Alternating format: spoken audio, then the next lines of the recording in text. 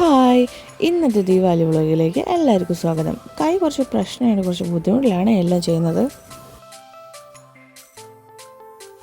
പിന്നെ ഇത് ഈ കാണുന്ന മയിൽപ്പീലിയുടെ സംഭവം അത് ഞാൻ ഉണ്ടാക്കിയതാണ്. അങ്ങനെ ഞാൻ ഒരു കൈ വെച്ച് കുറേശ്ശെ കണ്ണെണ്ണ ഹെൽപ്പ് ചെയ്യുന്നുണ്ട്. കാരണം വിളക്കെല്ലാം വെച്ചു, ചിരാതെല്ലാം വെച്ചു, അതിൽ എണ്ണ ഇട്ടു, തിരിയിട്ടു. പിന്നെ കത്തിക്കാൻ കണ്ണെണ്ണ വിളിച്ചു ഞാൻ. കാരണം എനിക്ക് അതിൽ ഇടയ്ക്കൂടെ പോയിട്ടൊന്നും കത്തിക്കാൻ പറ്റില്ല, കൈ ഇങ്ങനെ ഇരിക്കണുണ്ട്. ലിയ നല്ല ഉറക്കമാണ്. കണ്ണൻ്റെ ചെടികളൊക്കെ എങ്ങനെയുണ്ട്, നല്ല രസമില്ലേ കാണാൻ. വിളക്ക് കത്തിക്കുന്നതിന് മുന്നേ ആയിട്ട് കാണാണ്ട് എന്ത് രംഗോലി ഇട്ടുകൊണ്ടിരിക്കുകയാണ്. അപ്പോഴത്തേക്കും ലിയ എണീറ്റ് വന്നു. ഇപ്പോൾ ഫുൾ ടൈം ആ വണ്ടിയിൽ തന്നെയാണ്.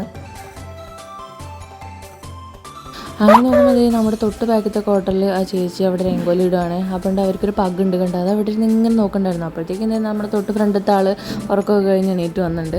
അങ്ങനെ രംഗോലിയെല്ലാം ഇട്ട് അവരിതാ വിളക്ക് കത്തിക്കാൻ പോയി.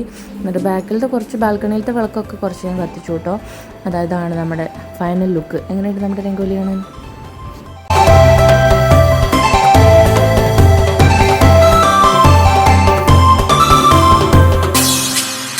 ശരി, ഈ ദീപാവലിക്ക് എന്ത് രസമല്ലേ, വിളക്ക് കത്തിച്ച് ഫുള്ള് വീട് മൊത്തത്തിൽ. നമ്മുടെ നാട്ടിൽ തൃക്കാർത്തിക ആഘോഷിക്കണ പോലെ അല്ലേ ദീപാവലിയൊക്കെ. നമ്മുടെ കേരളത്തിൽ ഇപ്പോൾ ചില സ്ഥലത്തൊക്കെ ഇങ്ങനെ ആഘോഷിച്ച് വരുന്നുണ്ടല്ലേ.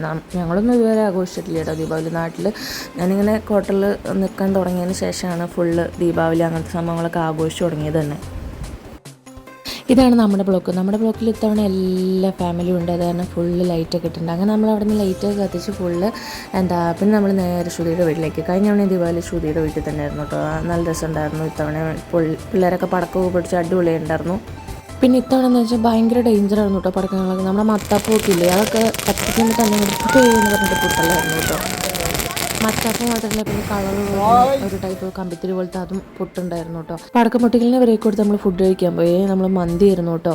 മന്തിയും ശ്രുതിയുടെ സ്പെഷ്യൽ SFCയും. അപ്പോൾ ഇന്നത്തെ ദീപാവലി വിശേഷങ്ങൾ ഇത്രേ ഉള്ളൂ കേട്ടോ. പിന്നെ ബാക്കി പടക്കം പൊട്ടിക്കലാണ്. അപ്പോൾ ടാറ്റ ബൈ, സീ യു.